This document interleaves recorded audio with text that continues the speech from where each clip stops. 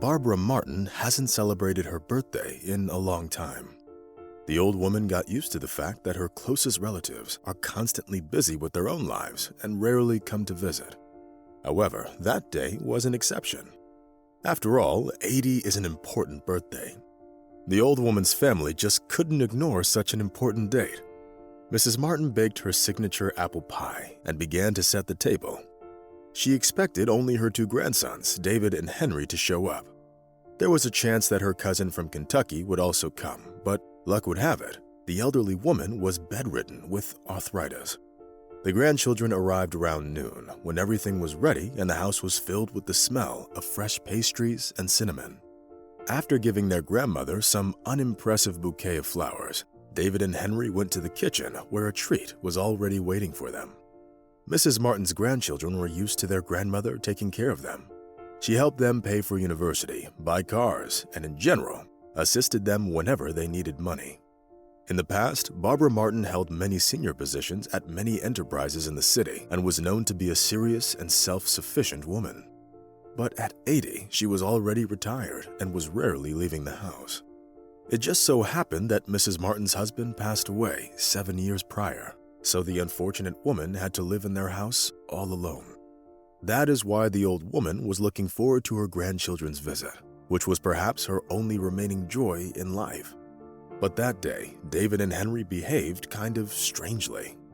Hiding their eyes from their grandmother, the young people quickly ate their dessert, after which they got up from the table and began to meticulously inspect the house.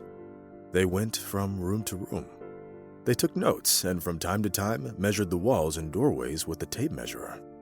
What are they thinking? Some kind of renovation? I don't need any of that. What I have is more than enough, thought the old woman.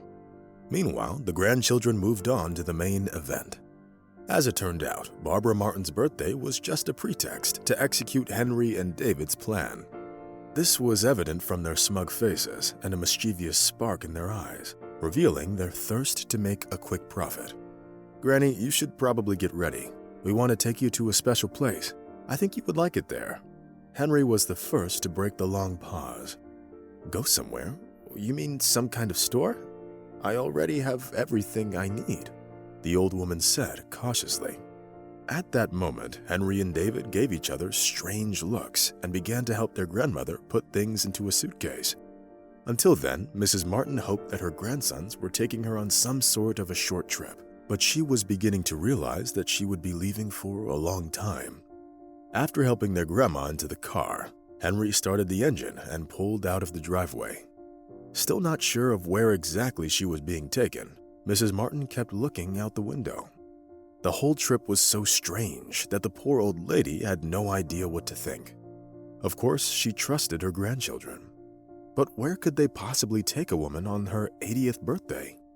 The drive was taking a long time, lulled by the rhythmic noise of the engine. Mrs. Martin did not notice as she drifted off to sleep. She dreamt of the past when, as a young woman, she rejoiced every single day.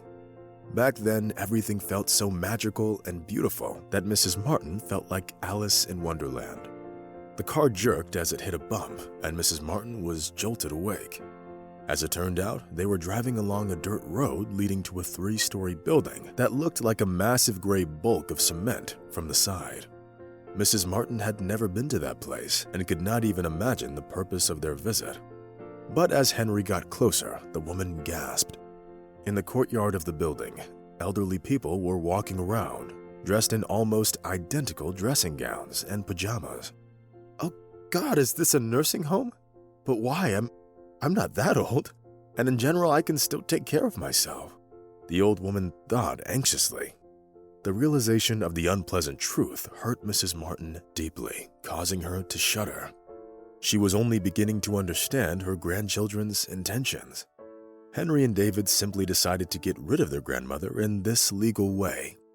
They'll probably sell the house, that's all there is to it.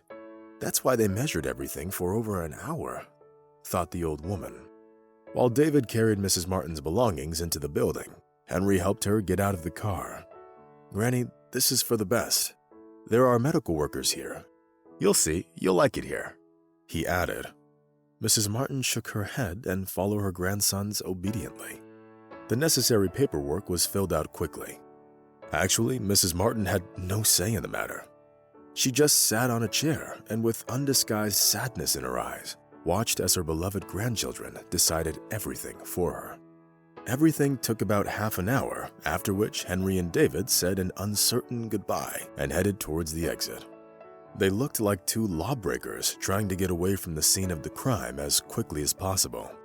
As for Mrs. Martin, she had to come to terms with the harsh reality and accept her fate. The old woman's roommates turned out to be quite pleasant. Even though they suffered from memory disorders and insomnia, they did not cause her much discomfort. Quite predictably, Mrs. Martin couldn't fall asleep on the first night. Tossing and turning on the hard bed, she could not believe that her grandchildren had treated her so cruelly. The old woman knew that they've found a solution without resorting to a nursing home. But Henry and David decided everything in their own way. An excruciating week had passed. The days dragged on and were all exactly the same. There was a strict daily routine, which included breakfast, lunch, and dinner. There was also free time, TV time, and walks outside. Everything would have been fine, but Mrs. Martin missed her old life. Not only did the grandchildren not visit Mrs. Martin, but they couldn't have even bothered to call.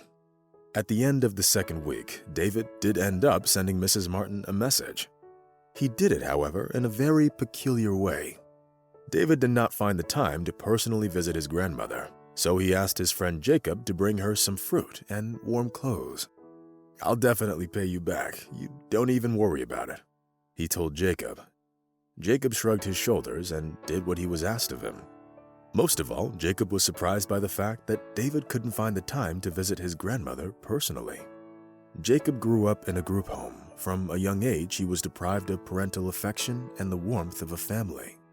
Therefore, if he had at least one relative, he would never abandon them or refuse to visit. On the other hand, Jacob felt that he had no right to judge David and Henry, who had made their decision long ago. After buying a bag of fruit and sweets, Jacob headed to the nursing home. Despite the fact that Mrs. Martin was meeting Jacob for the first time, she treated him with warmth and affection. The woman was touched by Jacob's attentive nature, and even though he was not related to her, he behaved like a caring grandson. They chatted for a couple of hours. If it weren't for the scheduled lunch, they would have likely continued talking until evening. The following day, Jacob came to visit again, but entirely out of his own volition. To Jacob's sincere amazement, talking to Mrs. Martin helped him feel the love and affection that he was so deprived of as a child. In turn, the old woman was very touched by Jacob's attentiveness. He turned out to be an unusually courteous and intelligent young man. At some point, the nursing home staff began to regard Jacob as Barbara Martin's son, which he of course wasn't. During her conversations with Jacob, Mrs. Martin learned that he loves animals more than anything and dreams of building a specialized center for homeless animals. Of course, he did not yet have money to make his dream a reality, but it was his dream and he thought about it day and night. Once, during Jacob's visit, the old woman suddenly lowered her voice and asked a passing employee for a pencil and a piece of paper. Jacob quietly watched what Mrs. Martin was writing. On the leaflet, she wrote down the address of a semi-abandoned garage, which was on the same street as her old house. Mrs. Martin's grandchildren did not know about its existence, which surprised Jacob. After locating the box, Jacob was supposed to pick up a green metal box and store it until Mrs. Martin gave him further instructions. Of course, Jacob fulfilled the request and took the box home. Jacob couldn't help but notice how heavy the box was, weighing at least 20 pounds. The metal container was locked, and Jacob did not have a key. The next morning, Jacob woke up earlier than usual in order to see Mrs. Martin as soon as possible. When Jacob arrived at the nursing home, very sad news awaited him. "I'm so sorry, but Mrs. Martin died last night. I think she somehow knew it was coming. Last night she handed me this key and said to give it to you," said the on-duty nurse in a trembling voice. Jacob took the key and didn't notice as he started crying. He slipped the key into his pocket and headed towards the exit. At that moment, Jacob was utterly heartbroken by the excruciating pain of losing a person who had become so dear and close to him. He was the one to organize the funeral since Mrs. Martin's grandchildren couldn't find the time to do it. Jacob was going through one of the most difficult times of his life. Only a week after the funeral did he remember about the key that Mrs. Martin had left him. When Jacob opened the box, he couldn't believe his eyes. Inside lay gold and silver jewelry. There was so much of it that Jacob felt dizzy thinking about their total value. "Thank you, Mrs. Martin. I won't let you down," Jacob whispered with tears in his eyes. With deep pain in his heart, Jacob understood that this was Miss Martin's way of helping him fulfill his most cherished dream. Jacob understood that the box's contents were Mrs. Martin's savings from a rainy day. Approximately 6 months later, a center for the assistance and rehabilitation of homeless animals was opened in the city. It was named after the late Barbara Martin, who left a huge mark on Jacob's heart. Jacob is certain that Mrs. Martin is looking down on him from above and wishes him luck and success.